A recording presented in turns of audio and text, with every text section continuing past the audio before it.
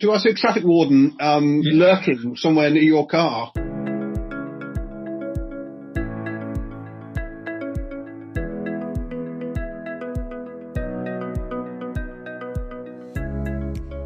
Well, as you've probably figured out, this week it's just Robin and I having our quarterly chat, checking in what we've been up to, what themes we're seeing developing, and which companies we like the look of. As usual, the occasional grumble, but where possible, balanced with some enthusiasm, or at least from one of us. Matthew Grant here, and if this is your first time listening, thank you very much for joining us, and we hope you'll come back for more. Normal service returns next week. And for all you regulars, great to have you along. Couldn't do this without you. Please do keep telling us what you think and recommending us to others. I noticed that over 200 of you were up and listening before 9 o'clock last Sunday. That's fantastic. And finally, welcome to all of you listening in from Singapore. You are our 5th most popular region in March so far. Anyway, that's enough for the intro. Let's get this show on the road.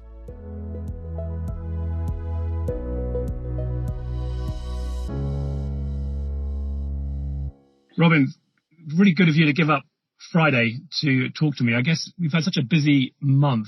Between us, we've spoken to about 200 companies. It's actually the first time we've managed to catch up for a while. So nothing else.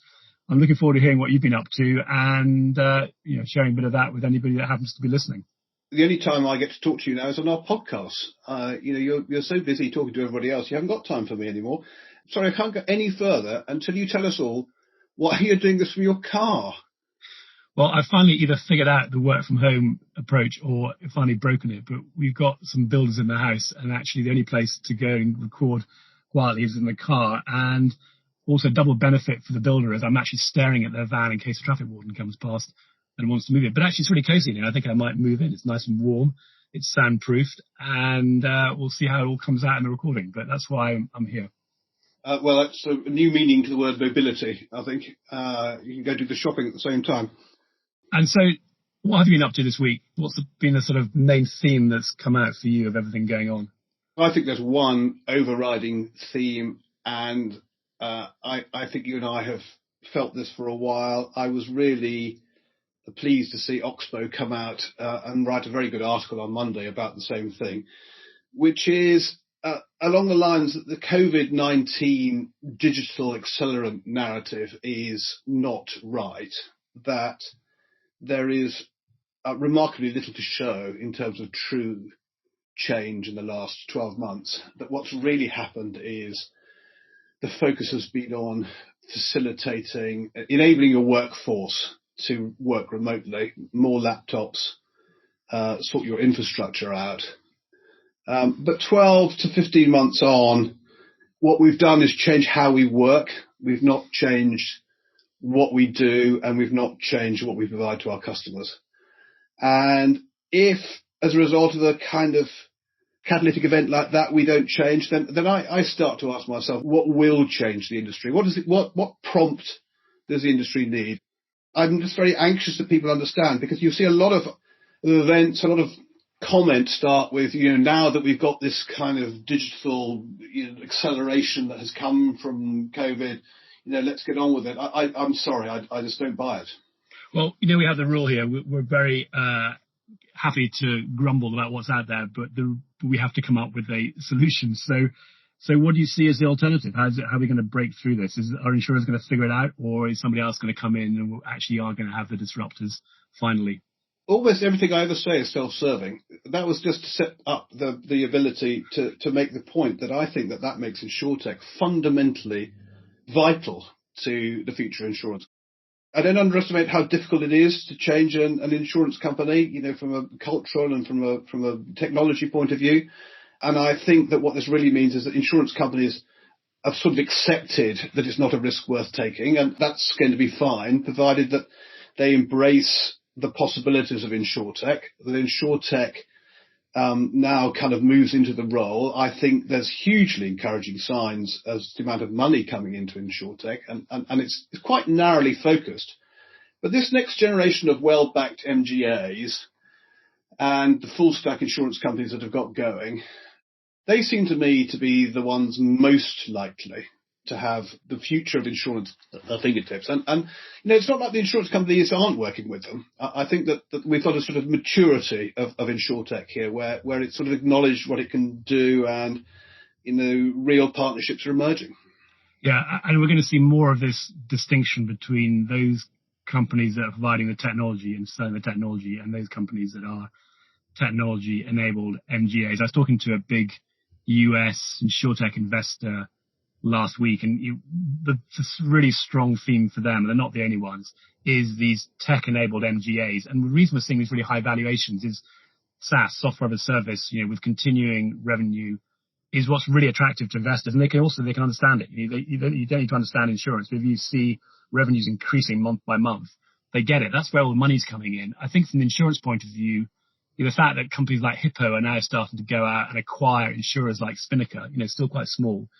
But that's the other thing that's going to make them realize that, is it now going to be the tail wagging the dog when these companies, well-funded and want to get the distribution, start nibbling away initially at the small insurers. But who knows? It could be one of the big ones that's up for grabs soon.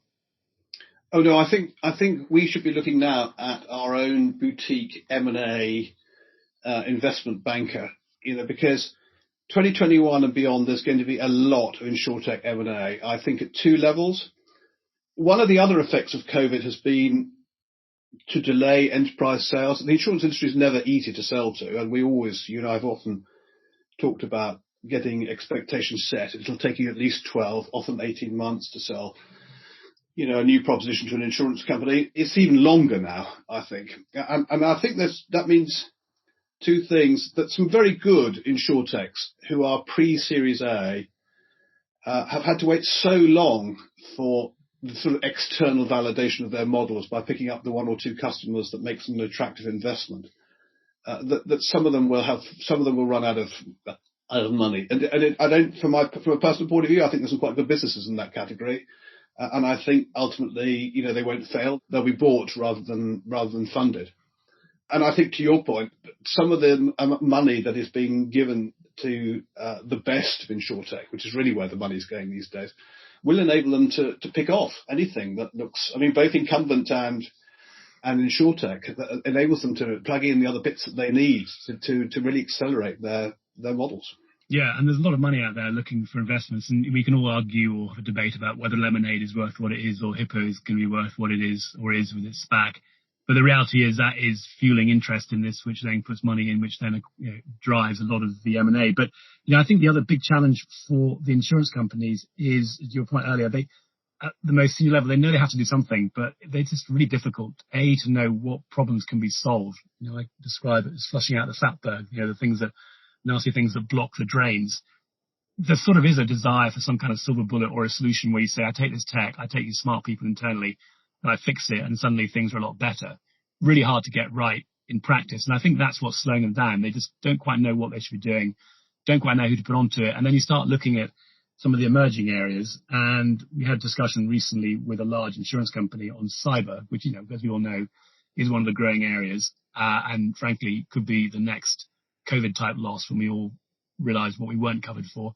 And their view was, well, we just think it's too risky. We could lose everything and we're not going to look at it. So that, they're less keen to get into the emerging areas. They don't quite know how to figure out the stuff where you can sort out some of the back office or the efficiency problems. So they're kind of slightly spinning their wheels, which is why, to your point, unless you get a company that's got a really strong proposition coming in as an insurtech or a startup that really clearly fits a problem, it just takes a lot longer because they've got to convince people. They've got to convince the underwriters. It's not just the head of innovation, as we know, he's got a small budget. It's somebody who really has to change their own workflow and sponsor it and probably be prepared to put down hundreds of thousands, if not millions, to bring in this new technology and roll it out across the organization. Well, again, I'm continuing with my self-serving theme, but I think this is probably what's making us popular and why we're find ourselves so busy and having to expand in the way we are. Because that talking to 200 companies a month enables you to pick up a lot of intelligence.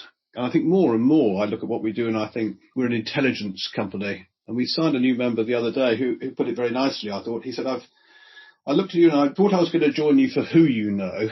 And actually I'm going to join you for what you know, or at least a combination of those two things. And then on top of that, we can do a whole bunch with you in terms of events or sponsor things or have dinners or so. I get a lot for my money, and I think your and my willingness to kind of absorb all this information and try and cut through and come up with what's really going on here, is much appreciated and is seen as a valuable role to fill.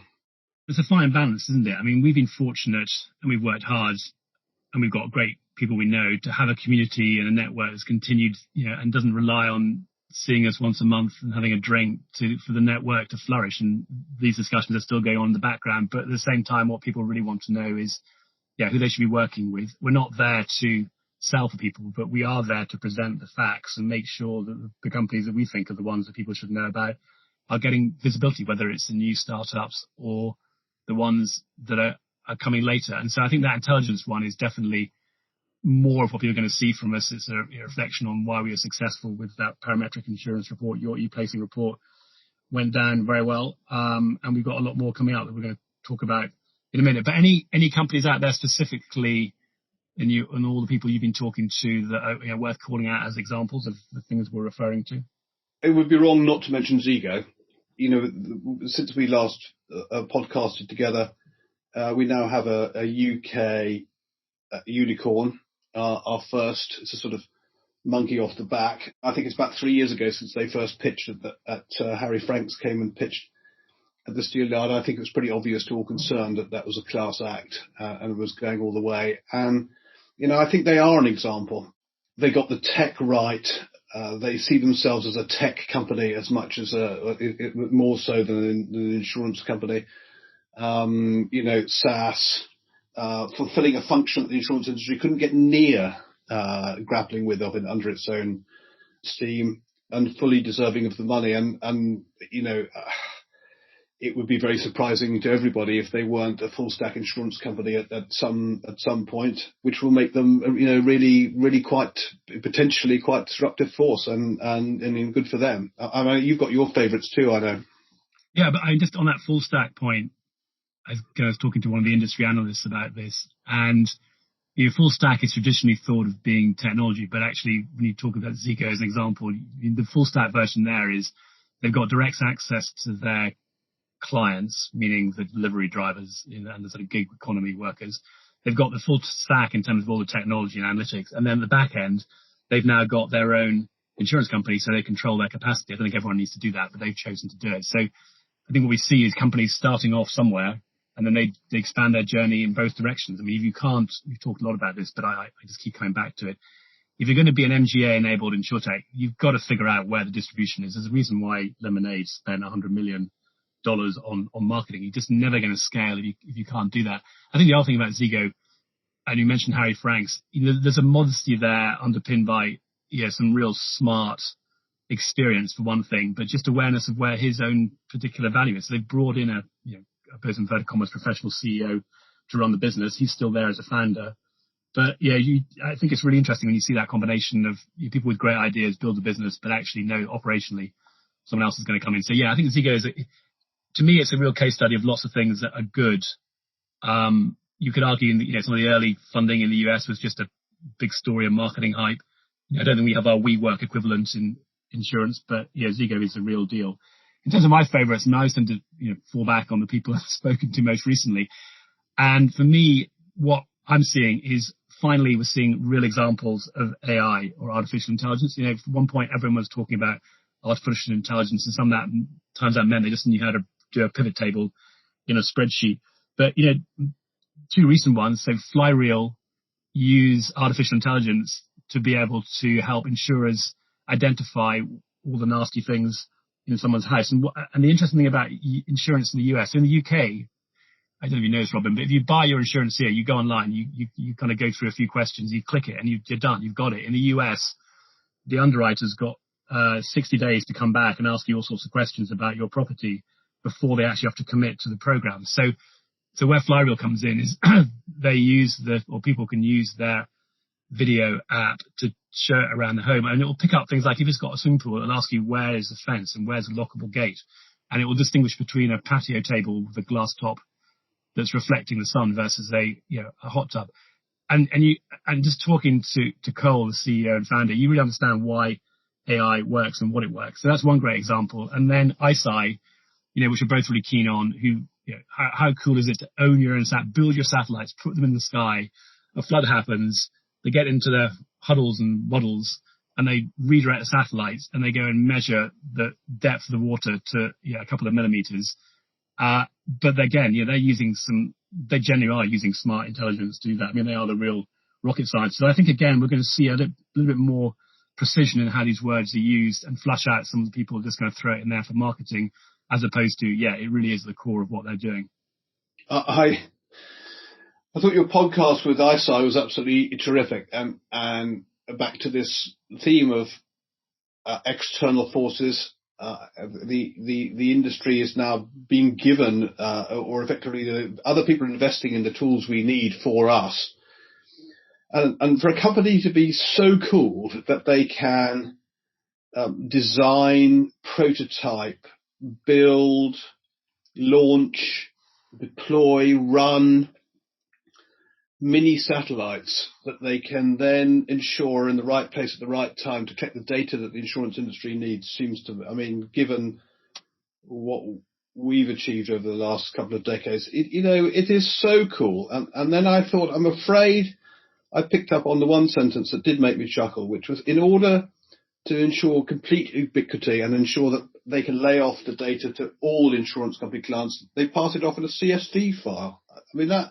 That tells me a lot. Without being too grumpy on this podcast, that is a comment on the industry as it currently is. And for those that aren't familiar with CSV files, they were sort of things that predated almost spreadsheets. It's a sort of like a single flat file with data. You can't even do a pivot table with a CSV file. So, I think that is a challenge, isn't it? There are people now starting to link up with APIs, and that consistently comes into this whole platform play, which is another theme coming out. Again, the big barrier for insurance companies, they don't want to have to work with a technology company to figure out how to embed things. And if they've got an API, it makes life so much easier. And you're actually, Robin, you're also doing some work around that topic, or generally around standards. Is there anything there you want to talk about, or is it a bit early to reveal that to the world? Yes, I'm doing two things. I'm doing a report on no-code and no-code technology, which is very hot right now, and we would like to write a sort of InsTech London. What does it all really mean for you, type of thing? And then I've agreed to join the advisory board of a thing called Reconcile, which is being funded by Quamplex, who I also like. What they're trying to do is create a kind of GitHub of standards, of data standards, not set standards, not be a code, but they're conscious of the fact that if you're going to deal with lots of parties, and some within the industry and some from without the industry, there has to be some kind of library that ensures that you can have access. You know who's got standards, you know where they are, and with a link you can access them. And I think they'll move on and do a certain amount around who's got APIs and who hasn't got APIs, and what standards are emerging there. I think it's a really, really excellent industry initiative to be encouraged, because we're early in this journey of data sharing and ecosystem playing nicely with other worlds, and we will need the assets to be able to do that. Well, I think it's also very public spirited of Arthur Spear Cole to actually, first of all, figure out what's there, and you're one of the team doing that, before trying to go off and invent the next standard that maybe isn't the one that people want. At some point, you've just got to go and figure it out. We all still talk about the great library of Alexandria, which was, collecting the world's knowledge at the time. I hope Reconcile doesn't suffer the same fate and burn down virtually. I'm sure it won't. But no, I think it's great to see that. Although I do think at some point the world's going to move to sourcing data from the source. So Archipelago, which we'll be doing an interview with shortly, based in the US, they are actually going right back to the original corporates, which comes on to another thing we want to talk about. The property owners, the asset managers, figure out what's in their portfolio, get that data, keep it updated, and then link that directly into companies like CNA, who they're working with. They've got the people who build the Amazon warehouses. So actually standards become a little bit less critical, or at least certainly moving data around becomes less critical, because this may finally, who knows, even be an opportunity for blockchain. You go back to the original source of data, and that's it. That's the truth, because it's given to you by the building owner. So I think we're going to see more of that.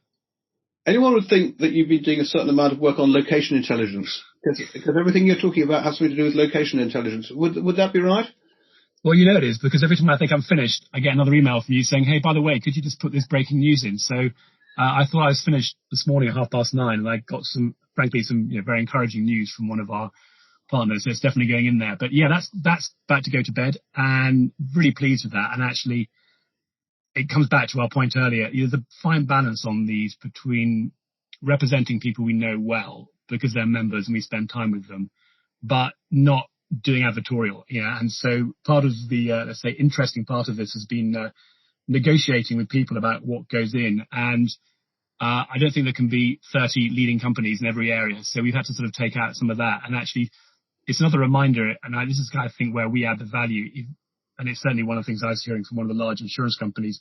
If you look at a lot of companies' websites and try and figure out what they do, and you take out what I call the fluff and the hype, sometimes nothing left. So one of the interesting things of this is actually going to people, let's make sure we're really clear on what you do. So we've done a bit of organization, done a bit of category, but yeah, anybody that really wants to understand what's happening around how to get information on properties, where they are, what the reinstatement value is, either rebuild cost, what the hazard is, and even now how you assess them remotely, is going to find this. I wouldn't say it's a light read, but it has got the InsTech House style in it, and it is pretty well researched. And it's going to be free for a bit. We'll be charging for it after that. But yeah, if you stop sending me emails, you might actually get it out on the 1st of April. Good for you. And then I think that we're due to get reports out monthly thereafter, and as a result, we're having to build a team to do it. So it only doesn't feel like a few years ago that I was putting 500 quid behind the bar and soldiering on with this on my own, and then thankfully I found you, and now we're 8. We will soon be 8. Which feels like a real company and a team there that can really help us sort of research and analyse and contribute to these reports. I'm pleased to see that the Oxbridge contingent will be high. There's nothing. If you want to talk about quality analysis and academic research, then we've gone to the right places to find these people. Well, what I lose in my lack of a law degree from Cambridge, I gained from my engineering degree from one of those universities that doesn't come under the Oxbridge banner. But no, we've been really thrilled actually with the response we had for our research analysts. I'm just going to call out Give Grad a Go as well, because they're the people we use to recruit. And I think it also reflects, what we're actually doing and what people's interests are in the world, because we had over 100 applicants. We got 5 really excellent people, really tough choice, frankly, to decide between them. But we've now got Henry and Ali joining us, who are going to be helping us on writing our reports, helping out Holly, who is working really hard, talking to our members once a month, and with 115 corporate members now, we're keeping her busy. And I think Robin are going to keep you and I on our toes based on what they've already come back with and the questions they're asking about the business. And you just really see for me, what's really I'm really pleased with is people early in their career who get it. We sometimes think insurance is too complicated and it's got lots of acronyms, but actually if you get some people that are fresh into it and have got go back to basic principles and have got some passions around things like sustainability, you really see how we can charge ahead. And actually, in a sense, we've got our own in-house BS checker. If they don't understand it, then the chances are the insurers aren't going to understand it. So lots of really good things there looking forward to. Well, Holly provides another vital function for me. It's taken her a while to work out what I'm good at and what I'm not. So she now sends me, in advance of most meetings, a little note about what we talked about last time, because she knows perfectly well that I've got to the stage where I've forgotten what was said in the last meeting and then probably won't be able to. So there are many different ways in which one's team adds value. Hi, it's Holly here. What Robin and Matthew are talking about is our corporate members. As you've heard, I'm looking after all of our members now, leading our monthly check-ins and understanding what it is that people want to do with us, including our reports, our writing, interviews, events, and even our podcasts when Matthew and Robin aren't chatting away to each other.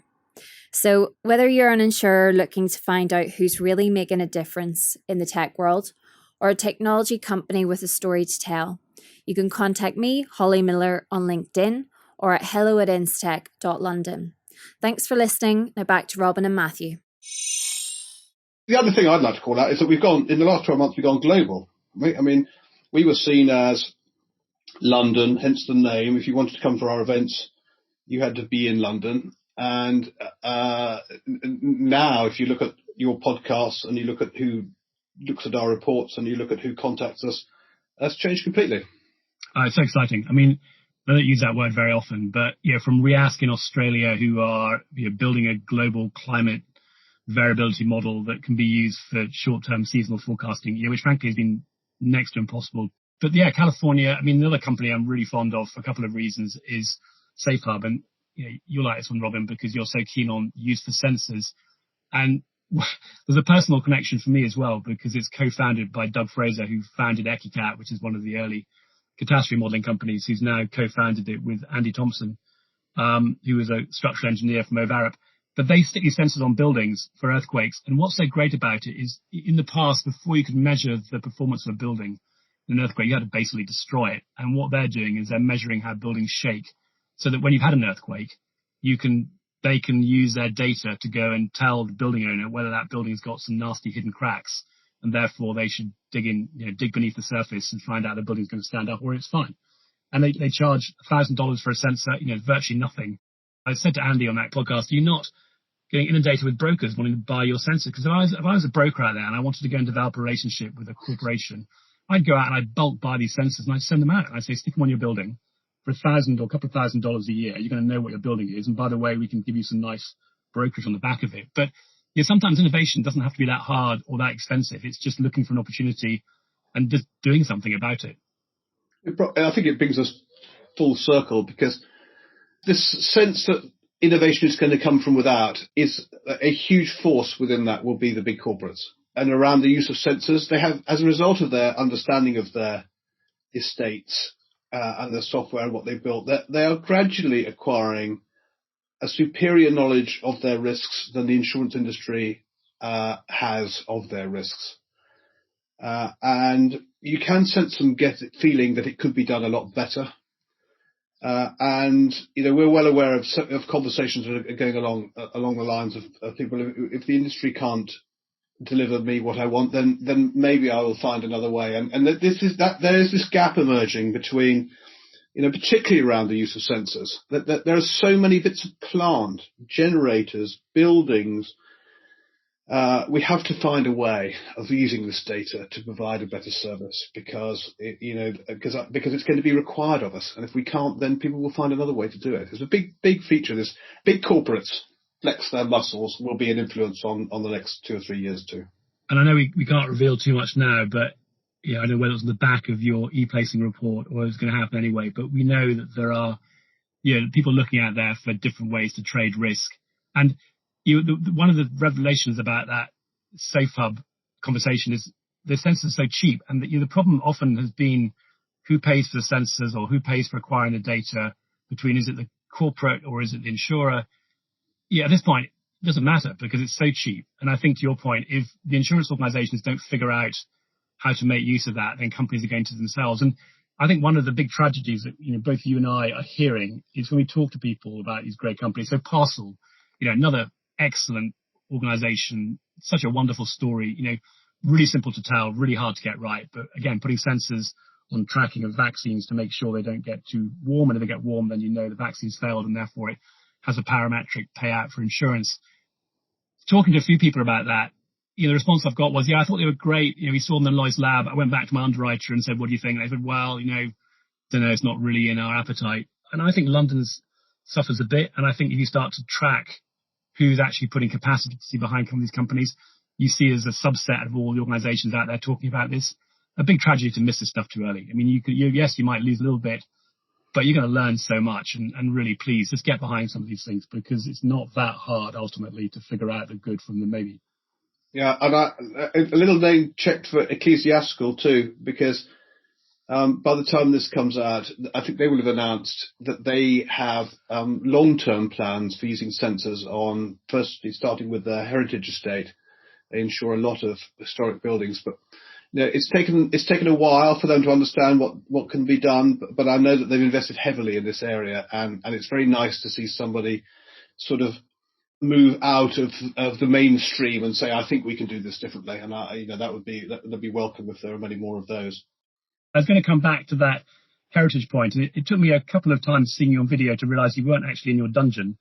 but actually you're in a very large fireplace. So you've got a bit of a heritage property. I'm not quite sure it's the size ecclesiastical ensure, but have you got sensors in there to make sure you don't burn the place down or flood it or whatever else you could do to destroy it? No, I haven't. I use this fireplace as my backdrop, and I moved the other day and somewhere else, and everyone said, no, will you please, you've got to move your chair back to the Harry Potter fireplace where we would like to talk to you. No, I mean, that's a really good example. Thatched cottages. I worked on a really good initiative to use sensors in all thatched cottages to ensure that you picked up fire, the possibility of fire, really, really early. No interest from the insurance industry whatsoever. I can't believe that won't be a thing in 5 years' time. Yeah, although I personally know 3 people that had a thatched cottage and it's burned down. So on my tiny little, have you got? I've never seen the outside of your house. No, it's not thatched. No, and you know, no sensors. That's not quite right. I've got Nest, and it's a perfect example of what I call artificial unintelligence. It does almost the opposite to what I would like it to do, having spent 2 to 3 years being trained. And when I want it to be warm, it's cold, and when I want it to be cold, it's hot. So I'm fed up with it. Sorry. No, I'm exactly the same. We've got Nest, and I actually just want to go back to one of those simple analog devices. You slide it along, tells you what the temperature is, and then I've got this great idea for a thermostat, because I don't know about you, but in our family, some people want the temperature to be high, and being of Scottish origins, I like it not to spend too much. So it's just basically thermostat, and you set it to 20 degrees, and you think you set a temperature, but slowly, because it's got a spring, it actually goes back to reset it to a lower temperature. So that's my, if InsTech doesn't work out, that's my second gig is going to be, my side project is going to be that. Good. Well, Robin, we should talk a little bit about what's happening next. I mean, the great news is, thanks to Boris Johnson, he's basically given, I think, dispensation for the Steelyard to open up because it's a nightclub. That was very forward thinking of us, wasn't it, to run events in a nightclub. So when they open up nightclubs, we'll be allowed to do it. And you can't envision a nightclub with social distancing. That just isn't going to work. So I'm assuming we're going to be all getting out quite soon. We are working on a summer party for July. We will return to dinners in July. Lots of demand for that. There's a real pent-up demand to get out and see old friends again. And I'm pleased to say that the people who managed the Steelyard have not gone bust in this, which would have been a very difficult period for them. So we're talking to them about returning in September after the summer. I think we shall all head to the nearest beach come July or August when we've to have holidays we've long been deprived of. So there won't be much going on there. But we'll definitely be doing physical activity at InsTech and add that back to our list of things we do come July. It'll be very nice to see everybody again. And people keep asking, and anybody listening that wants to get in the list of organisations that wants to sponsor the event again, please let us know, because there's a lot of demand now, and we're definitely going to want to think quite carefully what we do and who we do it with. But we'd love to hear from you, or if you're a bit more cautious and want to sponsor the second or third event, that's fine as well. It doesn't have to be the first one. And then, Robin, you mentioned dinners, but you're also renowned, for those who know you, of knowing all the best places to go and eat in London in intimate settings. So we're now putting you on a mission to go and find places to go to for our intimate dinners over the course of the year as well. Oh, it's already done. I've negotiated, terms based on volume. They've seen me before. They've seen my book club come and go, so they know what to expect. And actually, just given with all our new members, you might even be able to nudge the quality of the wine up a little bit more as well. Because, we're quite cautious how we do things, but I think the quality of wine is a little bit of an index for how we're doing as a business. Yes, quite right. There's so much money coming into insurtech now. Surely we can reflect that in the quality of the wine we serve. Good. Well, on that happy note, is there anything else we should be talking about that we haven't discussed otherwise? I'm sure people have got better things to do with their Sunday than listen to us going on much longer. I think we can talk all day. Time you went and got yourself a coffee. Have a good weekend. And you and I haven't seen each other face to face since, I think, is it August or something, or September? So, I've only seen you from the head up. So we're interested to compare how the rest of us looks. Yes, well, let's not go there. And good luck with the location intelligence report. 1st of April. We're anxiously awaiting publication. Okay. Speak soon. See you soon. Bye. Have a good weekend. Bye. Well, not much else to add to that. If you're interested in finding out more about what we're up to at InsTech around the world, then you can find us at www.instech.london, or you can contact me, Matthew Grant, on LinkedIn or any of the team by email hello@instech.london. London.